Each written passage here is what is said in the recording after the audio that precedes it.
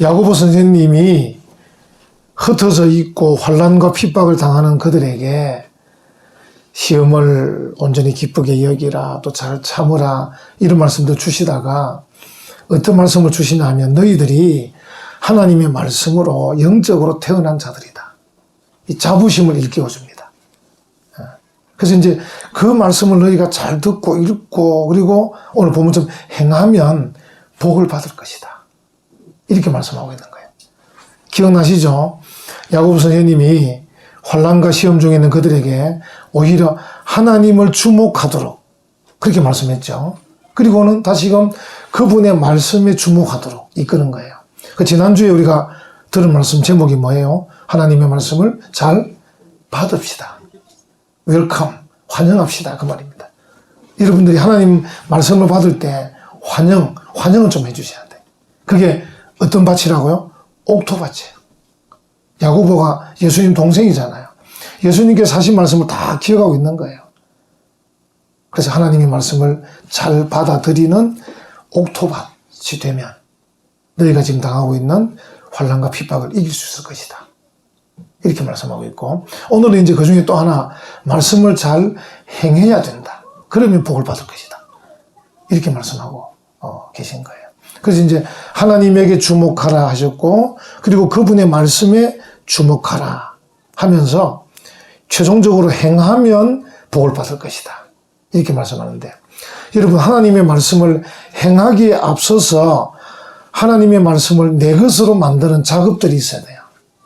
5가지가 있는데 뭔지 아시나요? 뭐 옛날에 많이 들어보셨을 건데, 어려운 것도 아니고 쉬운 건데, 하나님 말씀을 내 것으로 만드는 5가지. 말씀을 읽고, 듣고, 공부하고, 암송하고, 묵상하는 것. 5가지를 하면, 그 다음에 이제 실천하는 것. 그래서 여러분들이 이제 외우실 때, 하나님의 말씀을 내 것으로 만드는 5가지 방법. 성경책을 손가락 몇 개로 여러분 들고 오시나요? 교회 오실 때. 이렇게 들고 오시나요? 이런 분 없으시죠? 어떻게 들고 오세요? 이렇게 들고 오세요. 5개 다 사용해야 돼요. 5개 다 이렇게 사용. 그래서 이제 말씀을 읽고, 듣고, 공부하고, 암송하고, 묵상하고. 그렇게 해서 이제 내 것으로 만들면 그 다음에 나오는 게 뭡니까? 행하는 거죠. 실천하는 거죠. 그래서 말씀을 행하고 실천하는 게 이제 제일 마지막 단계죠. 그렇게 되면 그 사람은 잘 읽었구나, 잘 들었구나, 잘 공부했구나, 잘 암송했구나, 잘 묵상했구나, 이렇게 이제 증거가 되는 거죠. 여러분들이 이제 말씀을 잘 듣는 것처럼 아무리 여러분들이 연기를 잘하셔도 행함이 없으면 그 사람 잘 못 들었구나, 이렇게 이제 되는 겁니다. 그래서 여러분이 잘 읽고 듣고 공부하고 암송하고 묵상한 그것들을 잘한 것을 나타내시려면 이제 행해야 돼요. 실천해야 돼. 그러면 앞에 것들을 잘했구나, 이렇게 이제 생각할 수 있습니다. 25절 한번 보세요. 25절 보면 자유롭게 하는 온전한 율법을 들여다보고 있는 자. 여기 이제 중요한 단어인데, 들여다본다. 이 단어가 2가지 뜻을 가능한데, 하나는 철저히 조사한다, 주의를 기울여 집중한다, 이런 뜻이에요. 그러니까 철저히 조사하고 주의를 기울여 집중하는 것. 그걸 이제 여기에 한마디로 들여다본다, 이렇게 말하고 있는 것입니다. 그러니까 보통 성도님들이 하나님 말씀을 읽거나 듣거나 할 때 정말 집중해서 잘 하지 않고, 또 주의를 잘 기울이지 않고, 또 어떤 경우는 또 철저히 조사도 잘 안 하고, 이렇게 해서 그냥 지나칠 때가 많아요. 쉽게 지나쳐버리는 거죠. 그래서 우리가 여기 이제 야고보 선생님이 하나님 말씀, 온전한 율법, 그 율법을 들여다봐야 되는데 아주 철저히 조사하고 주의를 집중해서 좀 그렇게 봐라, 이렇게 말씀하셔요. 혹 여러분들이 이제 성경을 그렇게 들여다봐도 잘 모를 때가 있어요. 그땐 지나가면 됩니다. 왜냐면 다음에 또 보면 되니까. 콩나물 시루에 물 주듯이 들여다보다가 답이 안 나오면 그것 때문에 진도도 안 나가고 계속 붙들고 있지 마시고 그냥 지나가면 돼요. 또 다음에 또 이렇게. 저 같은 경우도 이 야고보 설교를 제가 뭐 처음 하겠습니까? 30몇 년 설교를 하고 있었으니까. 이제 그 옛날에 볼 때보다 또 지금 보면 또 다른 거죠. 그래서 말씀을 또 지나가면 또 다음에 또 보면 또 알 수도 있고 또 알 수도 있고 그래서 여러분들이 어쨌든 좀 주의를 기울여 집중해서 철저히 조사하면서 하나님 말씀을 들여다보라. 그렇게 하면 되겠습니다. 제가 옛날 자료를 보니까 우리가 IMF를 맞이했잖아요. IMF. 아마 그때 1997년, 8년, 9년 뭐 그 시절 같은데 그때 이제 IMF 때 대부분 또 회사들이 문도 닫고 부도도 나고 막 그렇게 했었어요. 근데 그때 열심히 일하는 공장이 있었어요. 그게 이제 경기도 부천에 목화정밀이라는 회사인데 연탄 보일러, 난로 전문업체였어요. 이 회사는 1991년도에 7억을 못 막아서 부도가 난 회사였어요. 이미 IMF 오기 전 제법 몇 년 전에 부도가 났는데 이 사장님 김흥중 사장님인데 이 사장님이 부도가 나서 그냥 그것을 머물러 쓴 게 아니고 부도가 난 그 상태에서 다시금 노력을 계속한 거예요. 열심히. 그래서 이제 IMF가 닥쳤는데 갑자기 회사가 일어나기 시작했어요. 왜냐하면 환율도 폭등되고 기름값이 인상되니까 연탄 보일러 찾는 사람이 많아진 거예요. 연탄 보일러. 그래가지고 주문량이 늘어나고 창고에 쌓여있던 재고들이 팔려나가고 이렇게 됐어요. 그래 이제 기자가 찾아가서 보니까 IMF 때문에 잘 팔리는 게 아니고 이 김 사장님이 1991년 부도 난 이후에 그냥 있었던 게 아니고 어떻게 했다? 자기 난로의 약점을 철저히 분석했다. 난로를. 부도 난 상태에서 철저히 분석하고 연구하고 그래가지고 실용신안 특허도 출원하고 또 자기 난로의 약점이 뭐냐면 난로 내부가 흙 화들이었는데 그걸 강철로 교체하고 틈새가 있는 것을 용접해가지고 연료율을 30% 높이고 이렇게 준비를 하고 있었던 거예요. 그래서 IMF가 닥쳤는데 기름값이 오르니까 연탄 보일러가 팔리기 시작해요. 그래서 사람들이 사보니까 굉장히 좋은 거야. 옛날보다 더 좋은 거예요. 계속 팔려.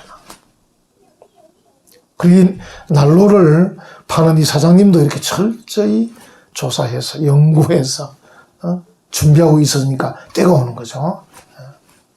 그리고 하나님 말씀 들여다본다. 철저히 조사하고 주의를 집중해서 그렇게 보면 분명히 그곳에서 보물들을 건질 수 있을 거예요. 또 이제 이 들여다본다는 말은 두 번째 뜻은 보고 또 계속 본다. 그 말이거든요. 들여다보는 거니까 보고 또 계속 본다. 여러분 염려라는 게 뭐죠? 염려? 아무것도 염려하지 말고 이렇게 말씀해요. 염려라는 게 뭐냐면요. 부정적인 생각을 계속하는 게 염려잖아요. 그렇죠? 부정적인 생각을 하고 또 하는 게 염려예요. 그럼 긍정적으로 바꾸면 어떻습니까? 하나님의 말씀을 생각하고 또 생각하는 게 뭐예요? 묵상이에요, 묵상. 그러니까 성도들은 염려할 일이 아니고 뭐 해야 된다? 묵상해야 된다. 하나님의 긍정적인 말씀, 힘이 되는 말씀, 능력의 말씀을 생각하고 또 생각하는 거예요. 그게 묵상이에요. 그러니까 여러분이 한번 늘 생각하세요. 염려라는 단어를 볼 때마다 염려가 뭐냐? 안 된다는 거잖아. 안 되면 어떡할 거냐? 이게 염려잖아요. 안 되면 어떡할 거냐를 계속 생각하니까 염려가 얼마나 커지겠어요. 근데 반대로 하나님이 도우실 거야. 힘주실 거야. 하나님의 말씀을 생각하고 또 생각하는 게 묵상이에요.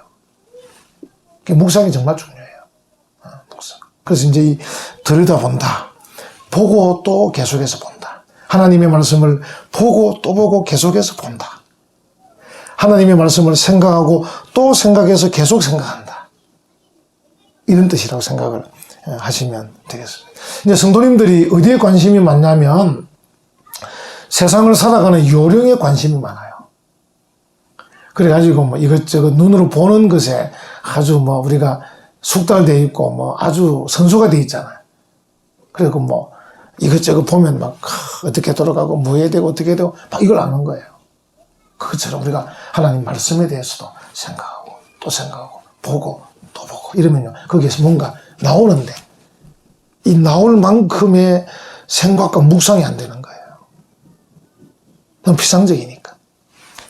요즘 우리 이제 목사들에게는 이 코로나19 사태가 또 손해만은 아닌 게 많은 목사님들이 그러셔요. 여러 가지 사역이 좀 위축되어 있으니까 성경과 책 볼 시간이 좀 많아진 거예요. 그렇잖아요.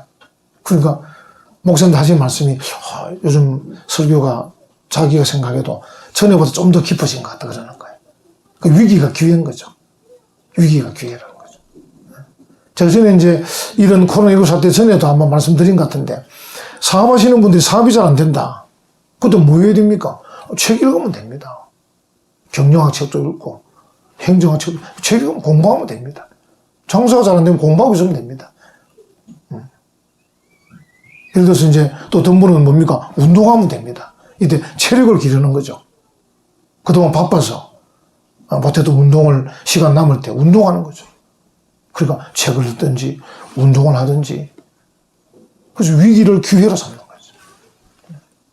그 성도들은 하나님의 말씀을 읽고 또 읽고 보고 또 보고 주의해서 보고 집중해서 보고 그런 말씀들을 말하고 있는 것이죠. 그래서 우리가 세상 살아가는데도 이런저런 일에 관심이 많은데 그것보다 더 우선적인 것은 하나님의 말씀이 우리에게 뭐라고 말씀하시는가를 보고 또 보고 생각하고 또 생각하고 묵상의 자리로 들어가고 주의하고 집중하고 그러면 그 속에 보물을 캐내는 것이 보물을 캐내는 것이다.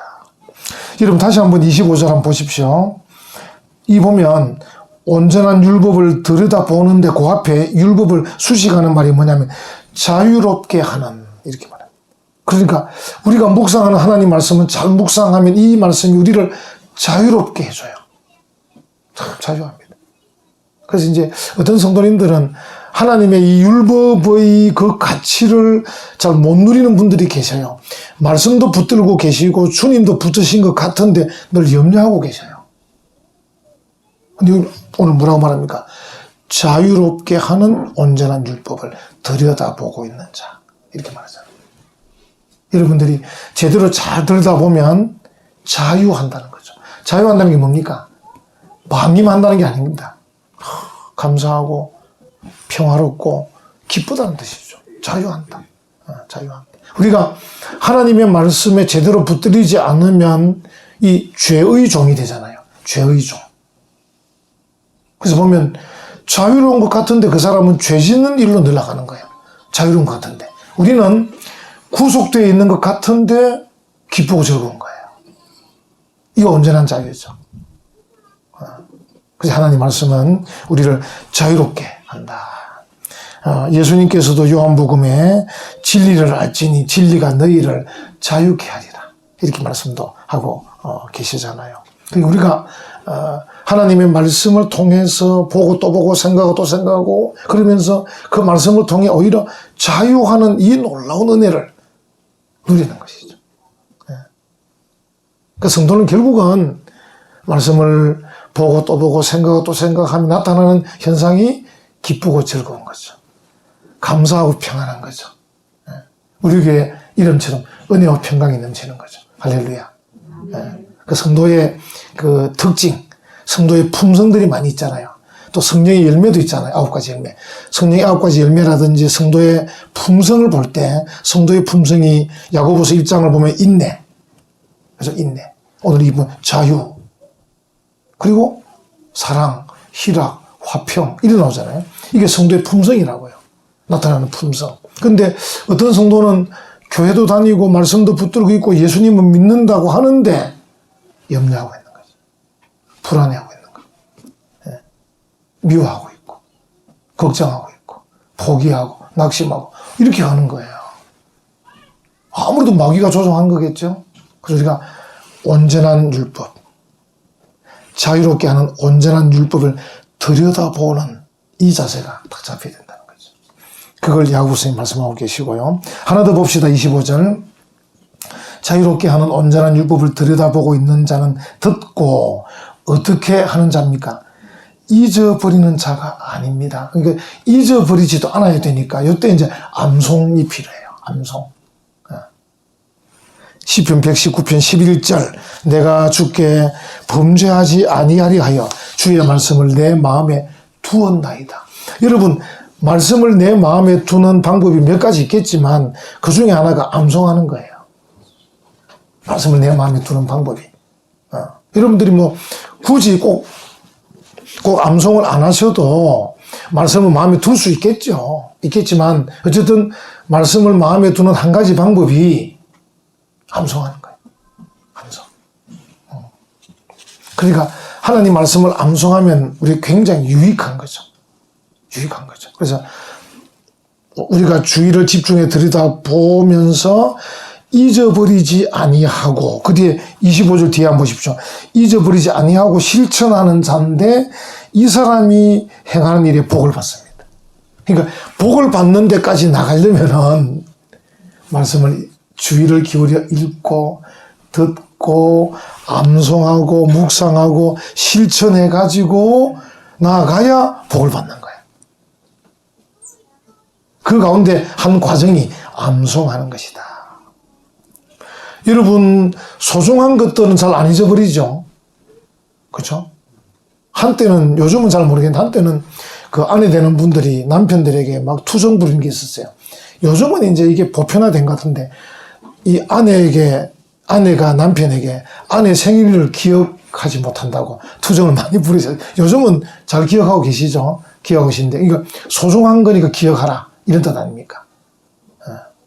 마찬가지. 하나님의 말씀이 소중하다면, 그래서 그 말씀에게서, 그 말씀으로부터 복을 내가 받아 누리려고 한다면 소중히 다뤄야 되죠. 그 방법 중에 하나가 암송하는 겁니다. 저도 여러분들이 뭐 중요한 구절 59절, 109절, 159절, 209절 정도 이렇게 외워가면 됩니다. 어떤 분은 나는 이제 뭐 공부도 이제 끝나고 나이도 들고 이제 외우기 어렵다는데 그렇지 않습니다. 외워보시면 더 잘 외워집니다. 이렇게 자꾸 외우는 습관을 들이시면. 외우다 보면 말씀이 내 마음에, 내 머리에 이렇게 있는 거죠. 그럼 어느 순간에 말씀이 툭 튀어나오는 겁니다. 얼마나 이 복된 일입니까? 야고보 선생님이 결국은 행하라고 지금 말씀하고 계셔요. 결국은. 행하는 것에 초점을 맞춰 있습니다. 다시 22절로 올라가 보면 너희는 말씀을 행하는 자가 되고, 이렇게 나오죠. 행하는 자가 되고 듣기만 하여 자신을 속이는 자가 되지 말라. 그 여러분 잘 듣는 것처럼 이렇게 하는데 행함으로 나가지 않으면 결국 뭡니까? 속인 거지. 잘 들은 것처럼 속인 거죠. 그래서 듣기만 해서 속이는 자가 되지 마라. 행하는 자가 되라. 이렇게 말씀을. 하나 예를 듭니다. 예를 23절에 누구든지 말씀을 듣고 행하지 아니하면 그는 무엇으로? 거울로 자기 생긴 얼굴을 보는 사람과 같다.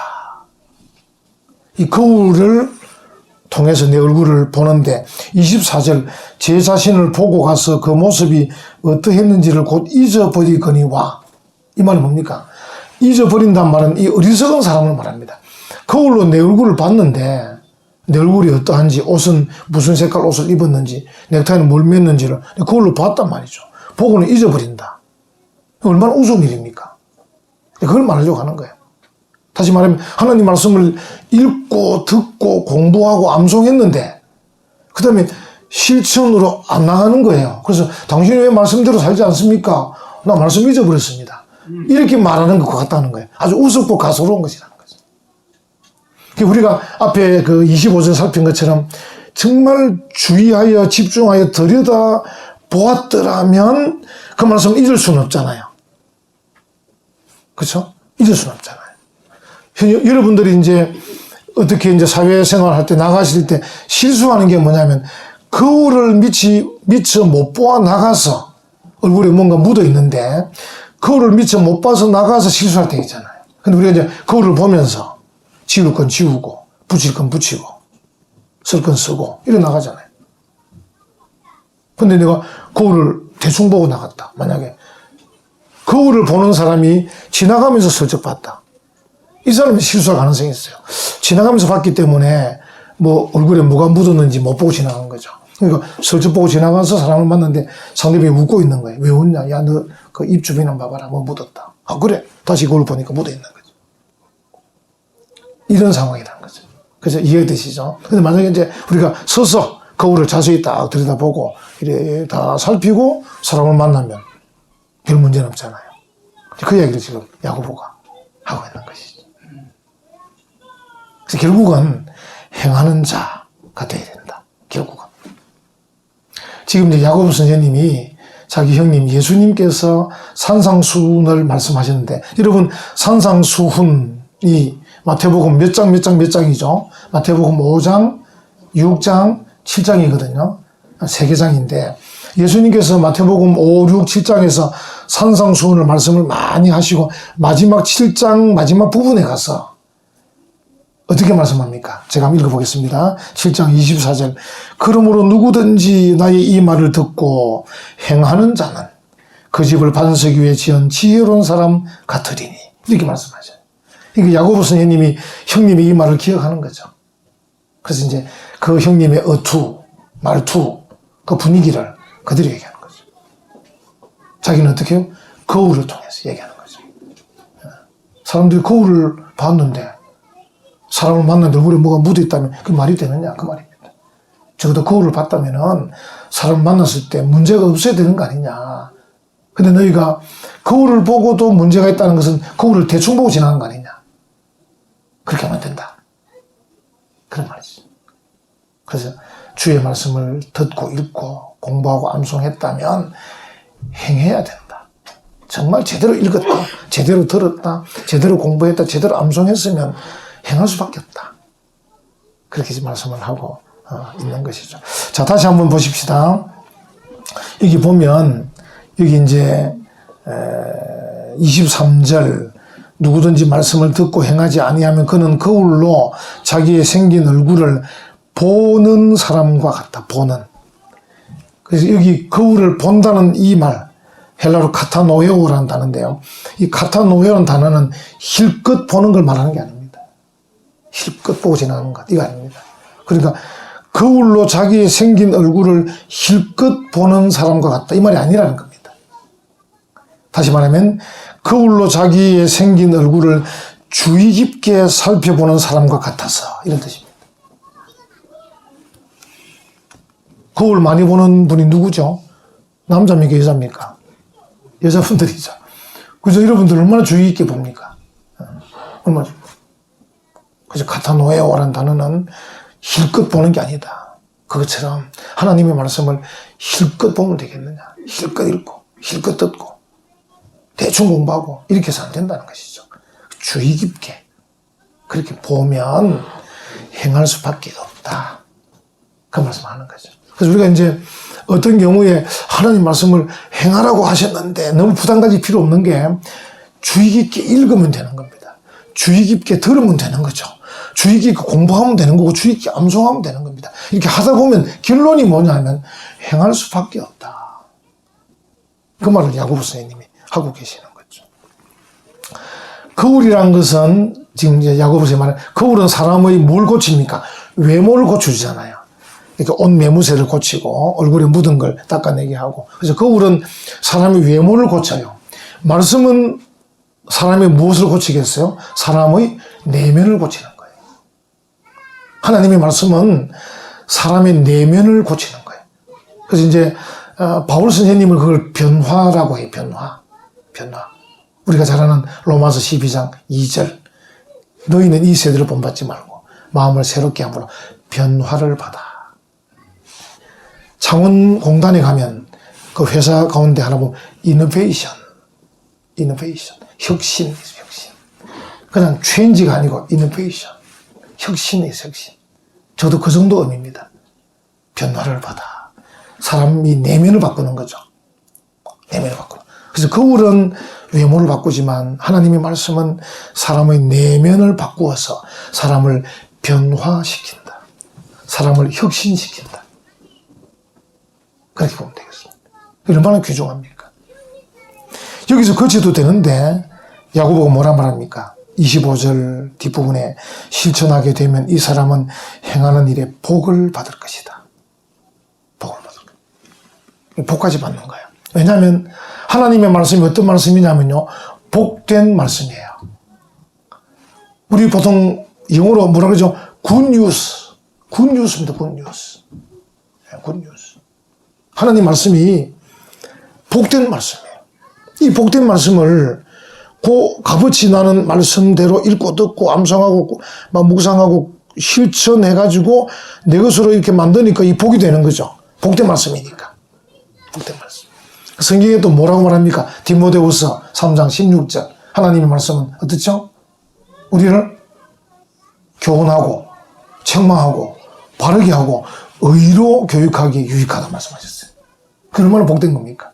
그러니까 사람의 내면을 바꾸고 하니까 필요하면 책망도 하고 필요하면 격려도 하고 결국은 의로 교육해 주니까.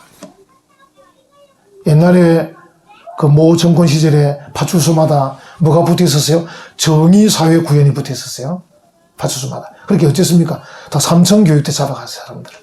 그래서 이제 정말 나쁜 사람도 붙잡혀 갔는데 나쁜 짓 하다가 개과천선해서 살고 있는 사람 다 잡아갔어요.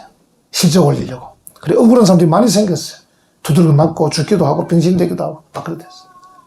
그렇게 해서 정의사회구현이 되는 게 아닙니다. 그래서 김구 스님이 뭐라 했습니까? 파출소 세우는 것보다 교회 세우는 게 훨씬 유리하다. 요즘 우리 이제 교회가 좀 더 멋진 모습을 잘 보여주지 못해가지고 이제 대한민국 백성들이 그걸 인지하지는 못하는 거죠. 김구 스님의 말씀 인지를 못하는 거죠. 파출소 세우는 것보다 교회가 더 유리하다는 걸 못 깨닫는데 그 이제 책임은 우리한테 많이 있습니다. 적어도 불신자라도 그래 파출소보다 교회 세우면 더 사회가 밝아지지 이 정도 이제 인상이 과야 되는데 우리 잘못이 큽니다. 왜냐하면 이 교회에서 하나님 말씀이 제대로 선포되고 그 말씀을 성도들이 정말 주의 깊게 듣고 집중해서 듣고 정말 잘 살펴서 공부해가지고 그 말씀대로 실천하게 되면 사회가 정의사회가 저절로 되는 거거든. 그 얼마나 안타까운지 모릅니다. 그 야곱 선생님이 지금 비록 환난과 핍박 중에 있지만 너희가 하나님 말씀으로 주의를 집중해서 그 말씀을 정말 잘 읽고 잘 듣고 공부하고 암송해서 그리고 행하면 하나님이 복 주실 거야. 이렇게 말씀하고 계셔요. 우리 모든 성도 여러분 이번 한 주간도 이 말씀을 묵상하면서 그리고 하나님께 인도하신 대로 작은 것 하나라도 실천하면서 복을 받는 그런 걸음을 걸어가는 우리 믿음의 성도들 되시기를 간절히 축원합니다. 아멘.